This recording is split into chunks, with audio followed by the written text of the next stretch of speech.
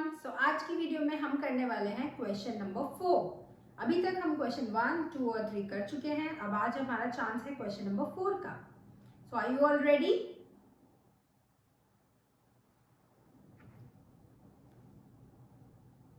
Question number 4 is in figure 6.16 if x plus y is equal to z plus w then prove that AOB is a line.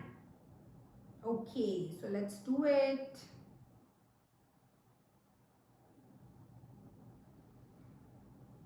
तो सबसे पहले हम क्या करते हैं, सबसे पहले हम बना लेते हैं फिगर और लिख लेते हैं क्या क्या दिया हुआ है क्वेश्चन में।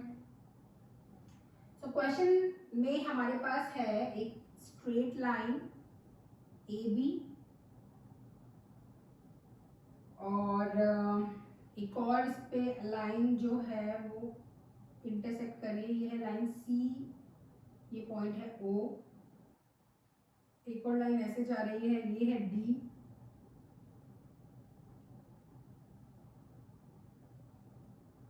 ये एंगल है X, ये एंगल है Y, ये है W, Z और ये है W। हमें दे रखा है x plus y is equal to W plus Z और प्रूफ करना है, proof AOB is a line। तो क्वेश्चन को एक बार और देख लेते हैं। ये हमारे पास फिगर है, इस फिगर में AB एक स्ट्रेट लाइन है, COOD दो और लाइंस हैं जो O पे इंटरसेक्ट हो रही हैं, ये X है, ये Y है, ये Z है और ये है W। ठीक है, ये हमारे एंगल्स हैं। हमें दिया हुआ है कि x plus y is equal to W plus Z और हमें प्रूव करना है कि AOB इज अ लाइन, है ना। तो स्टार्ट करें। ओके, अब इस क्वेश्चन में आपको क्या कॉन्सेप्ट दिख रहा है? कोई भी कॉन्सेप्ट जो आपको लग रहा हो कि हाँ हम यूज कर सकते हैं।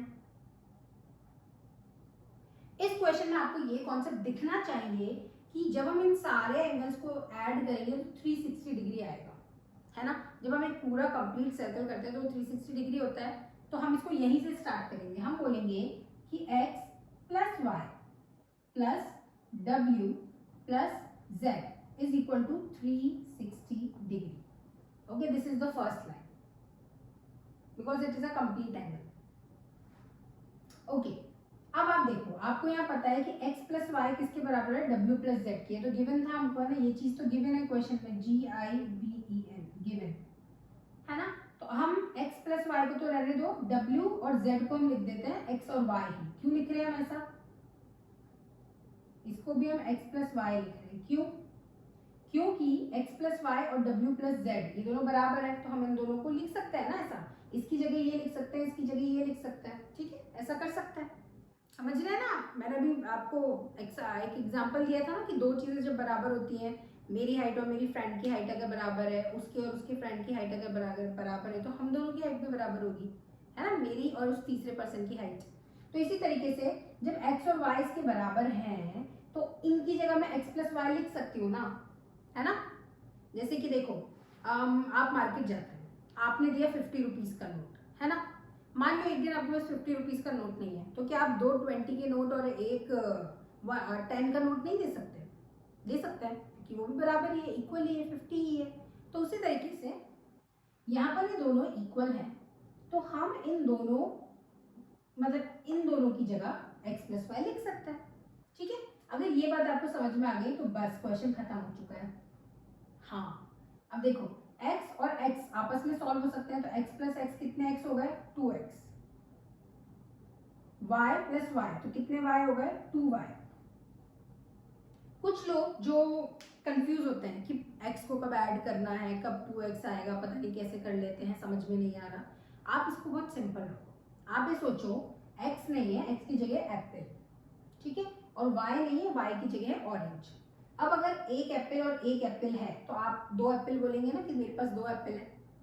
अगर एक y और एक y है, यानी कि एक ऑरेंज और एक ऑरेंज है, तो आप ये बोलोगे मेरे पास दो ऑरेंज है, बस ऐसे ही समझो।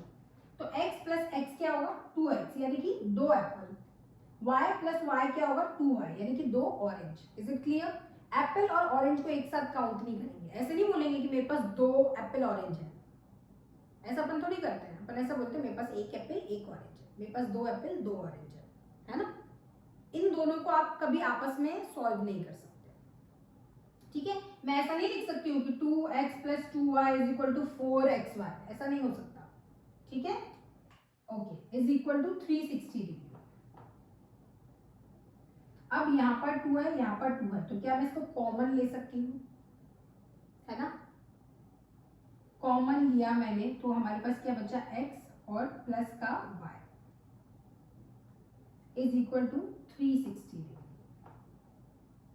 अब जिसको कॉमन समझ में नहीं आता वो इन सबको 2 से डिवाइड भी कर सकता है, जैसे कि मैं इसको भी 2 से डिवाइड कर दूं, मैं यहाँ साइड में करके बताती हूँ, 2x plus 2y is equal to 360 degree. तो मैं इसको 2 से डिवाइड कर दूं, इसको भी 2 से डिवाइड कर दूं और इसको भी 2 से डिवाइड कर दूं, क्योंकि मैं जो भी करूंगी मुझे सबके साथ बराबर करना पड़ेगा। तो ये वाला और ये वाला 2 कैंसिल, ये वाला 2 और ये वाला 2 कैंसिल, 2 1 जा 2 और ये आ जाएगा 180 कट करने के बाद। एक तरीका ये भी होगा अगर आपको कॉमन लेना समझ में नहीं आता। और क्या प्रॉब्लम है समझ लो ना, 2 मिनट लगेगी। इसमें क्या है देखो, कॉमन मतलब वो चीज जो दोनों के पास है उसी को कॉमन कहते हैं। इसके पास भी 2 है, इसके पास भी 2 है, तो हमने इन दोनों से 2 ले लिया, ठीक है, हमने उसको बाहर निकाल लिया, हमने वो 2 इनसे ले लिया। तो अब x के पास क्या बचा, सिर्फ x, क्योंकि 2 तो हमने ले लिया। प्लस का प्लस आ जाएगा, y के पास क्या बचा, सिर्फ y, क्योंकि 2 तो हमने ले लिया, है ना। और हमने उसको लेके किया क्या, बाहर लिख दिया ब्रैकेट के। अब ये 2 इनसे मल्टीप्लाई हो रहा है, क्योंकि ब्रैकेट और नंबर के बीच में अगर कोई साइन नहीं होता है इसका मतलब मल्टीप्लाई का साइन है। ये इनसे मल्टीप्लाई हो रहा है, तो जब ये इनसे मल्टीप्लाई हो रहा है तो वहां जाके क्या होगा, डिवाइड। तो x प्लस वाई किसके बराबर आ गए, 360 डिग्री अपॉन 2। अब इसको काट लेते हैं, 2 1 जा 2, 2 1 जा 2, 1 बचा, 2 8 जा 16 और 0 का 0, यानी कि आंसर आया 180 डिग्री, x प्लस वाई। अब मुझे एक बात बताओ, x और y ये दोनों एडजेसेंट एंगल है, अड़ोसी पड़ोसी है ना, ये दोनों पड़ोसी हैं, नेबर्स हैं, एडजेसेंट एंगल है। अगर दो एडजेसेंट एंगल का सम 180 डिग्री आ रहा है तो क्या ये लीनियर पेयर्स हुए, हाँ। और जो लीनियर पेयर्स होते हैं वो क्या एक स्ट्रेट लाइन पर ही बन सकते हैं, हाँ। तो क्या इसका मतलब ये हुआ कि जो लाइन ए बी है जिसके ऊपर x और y एंगल है वो एक स्ट्रेट लाइन है, क्या यही मतलब हुआ, हाँ।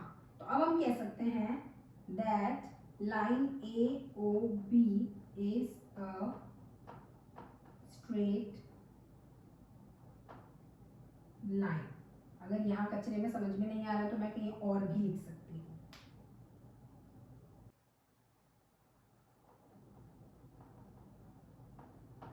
अब लिख लेते हैं, this means line AOB is a straight line, HB, hence proved।